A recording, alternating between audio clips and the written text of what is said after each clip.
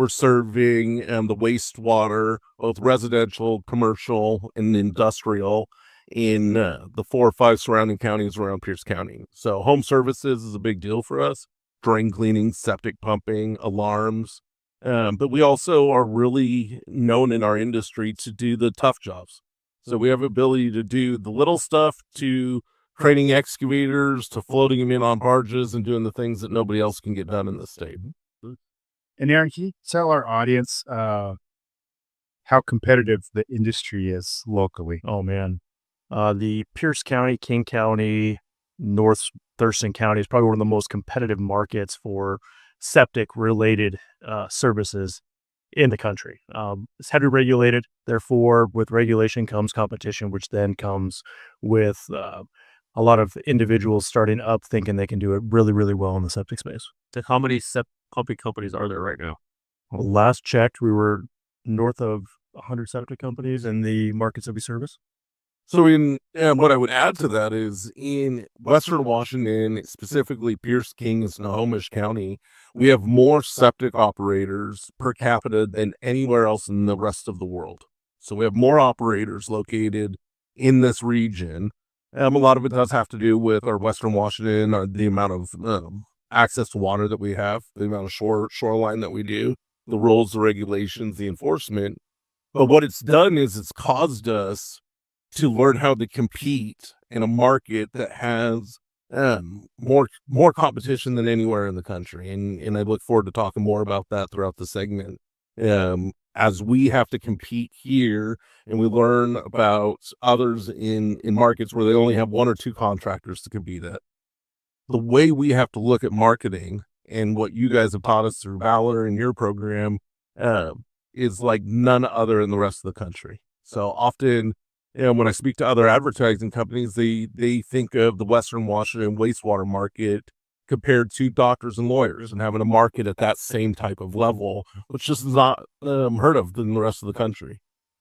Which is a good segue into our first sponsor segment, our Admet Services Pump You Up Quote of the Day. So we asked these 2 fine gentlemen for a quote, and I'm going to read one that Aaron shared and just get your feedback. So, we will not look like shit in the shit business. So you're talking about marketing, differentiating.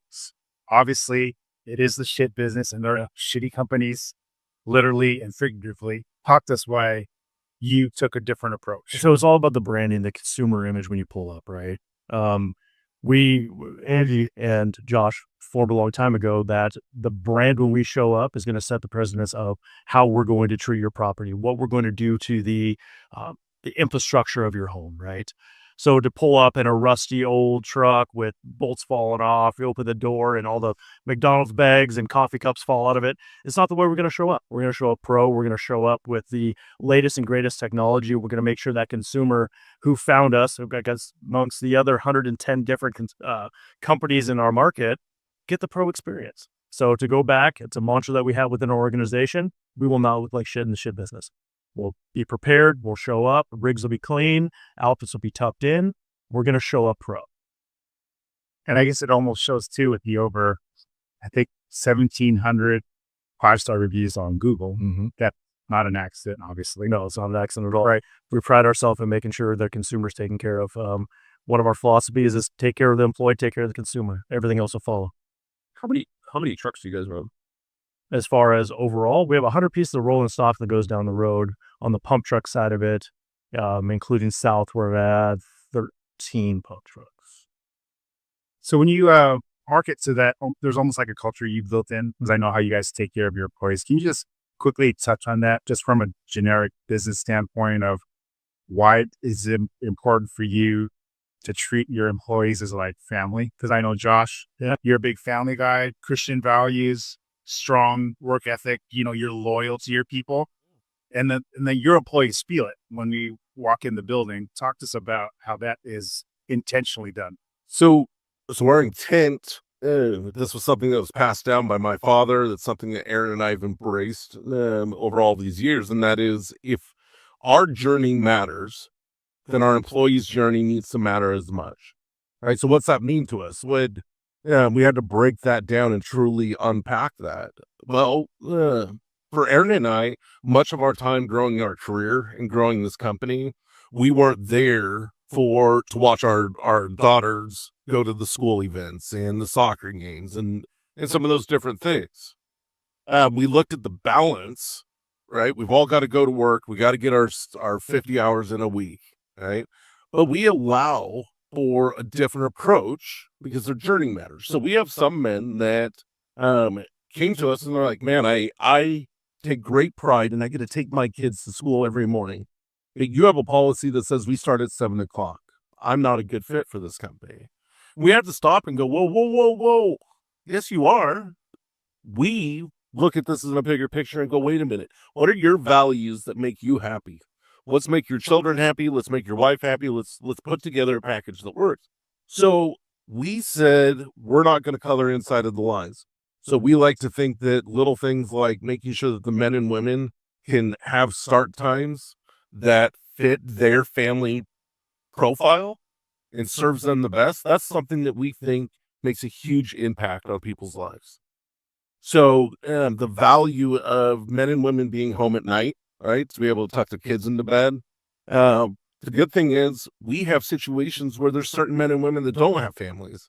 So they fill in the voids because we allow a workplace that says, how do we serve as many other men and women here to make sure that their life is in alignment with ours, right? Sometimes that's sickness. Sometimes that is marrying and burying their kids, their family, their mothers, their fathers, right? We take that stuff serious. So the journey for us matters as much for the janitor at A Advanced as it does for the operators, it does for the owner or the president. How do you, I want to answer this one. How do you structure pay so your pay packages, how do they differ from other companies? Or Aaron will be able to speak to it the best, but bottom line is there's not another company in our market that we're aware of that has better medical, better secondary coverage. We make sure that there's retirement matches, and we have the top pay scale of anywhere in Western Washington as it relates to a wastewater operated company. Our values, as far as I'm concerned, don't stop there. We do little things that we provide date nights and daddy-daughter days for the men and women that want to use our company Hot Rod, right, that we use for marketing. They're allowed to take that out. It's amazing, what that does for people when they get to pick up their little one at school in a 1941 International, right? It is community events. We make sure our staff's there. They're not forced to. They want to go to the Rotary events. They want to go to the events that we communicate. We do the breast cancer walk, and we do every month we're doing something as a company giving back to the community, right? Because we believe A-Advance is going to put our money back in philanthropy in the communities that we receive our money from.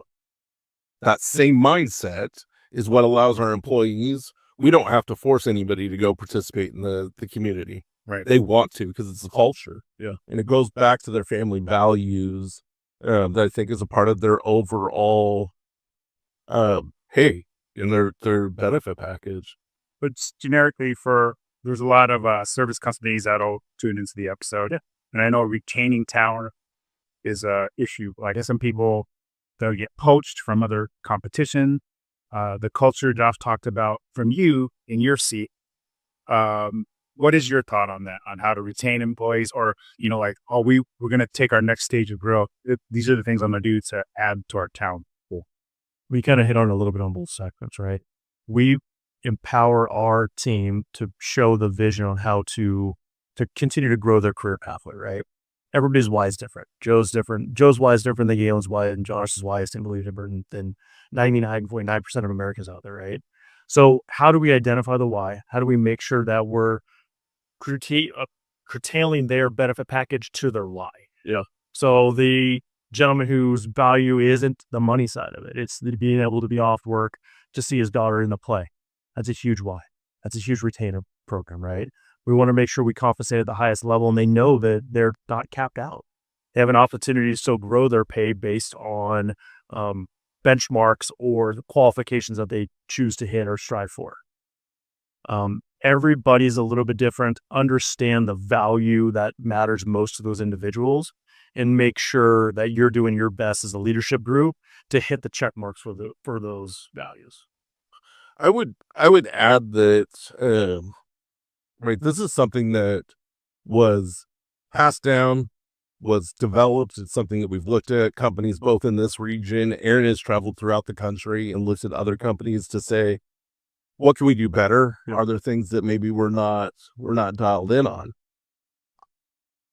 We recently went through a time where we got very finite in how we were managing our staff. So we went through a time in our company where we said the values that we just unpacked here, we lived for a couple of years with different values in that time. And there's a variety of reasons for that. In that experiment, we got very finite in everybody shows up at 7. Everybody does it this way every single time, no matter what. The education that was given to Aaron and I, what we were looking to and the advice in that made sense. We were thinking, okay, well, we're going to try something that we don't know. Yeah. That's different than what we built this company off of. And I don't regret that. I'm glad that we did that. Right. It is like running into that concrete wall as fast as you possibly can. And you wake up and you shake it off and you're like, what the fuck did I do that for? Okay. Sometimes we got to do that. This particular case, Aaron and I are coming out of a season right now where we're fixing that. We're undoing that. We're realizing, holy smokes, at least for our program, Yeah. the way we win is by individually looking at every one of those men and women and saying, what makes you click? What makes you happy? And for our company, that's what we're going to continue to build off of. And so I would encourage anybody that's listening, you believe in your heart that you're doing it the right way, and you all of a sudden find a reason or you're convinced to practice a new method, do it. Try it if that's what you feel. But be quick to report back to, wait a minute, we tried it. Yes. Let's go back to what works, right? Right. You got to do both. And so in our case, I was in a position where I was almost leading our company into that wall repeatedly, right? When people like Aaron and other trusted advisors are going, hey, wait a minute, culturally, this isn't probably a good fit for your program. So I just wanted to add to that. I think it's important that we always reevaluate when we make big culture changes and be open to going back to the stuff that works. Don't be so rigid in your policies that you overlook the human side of the business. Because I think most companies don't create a culture like you guys have, to where you actually listen to your employees, get their feedback. If something that they want to do makes sense, you implement it. Most companies are just like, no, this is how we're going to do things. You either fall into this or you can go find another job. And Joe, it goes back to the don't be so rigid in your policies, right? Be able to take feedback from, like Josh mentioned earlier, everybody in the organization has a voice. Doesn't matter if you're the janitor or the president. Yeah. Every single person has an idea, a plan, a mission to serve both our company and the community. We would be ashamed if we didn't listen to them. Because they're almost a two-prong. You're serving two people with the goal being the same. You have to. Yeah. You have to serve your community. You have to serve the employees that you get to work with on a daily basis in parallel. And Yep. both of those have to align to continue to grow the culture. Because if your employees aren't happy, then they could take a company. Absolutely. They're the face of And you have to make sure that we provide the balance so that we're not being manipulated or taking advantage of, right? There's a fine line between providing the work-life balance Mhm. and then accepting laziness or allowing others to bring down the bar. So we had a recent situation that Aaron and I got to maneuver where we have a young up-and-coming salesman, fantastic young man, is going to do amazing things. I come in, realize, hey, we have some attendance issues. I'm getting ready to light this young man up. I have a personal relationship with him. I'm just going to ruin a week of Mondays for him. Okay. Fortunately, Aaron's in the office. We have another man in there, another supervisor. They slow it down and take a little softer approach. And Aaron quickly goes to, hey, so why are you not successfully showing up? Well, I don't fucking care. Get your ass to work, right? Turns out the example about the children. Yeah. a single father, right? We can unpack that. There's lots of layers to it, but at the end of the day, the men that he was working with, okay, who I'm trying to defend, the other salesmen who get to work every morning, fucking early, are starting to hate the guy. We're starting to tear apart our sales team. Yeah. We're bringing on and allowing a lazy man to come in, right? We're doing these different things.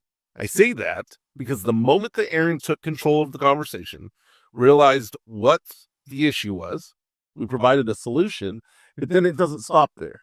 If you don't go out and you bring those other men and women onto the same page that says we're being intentional, we're not lowering the bar, this person is going to pick up the later hours when the rest of you go home early. Yeah. He's going to be available. So this is a huge blessing. So now he's not devalued as a man or a provider or a caregiver. Okay.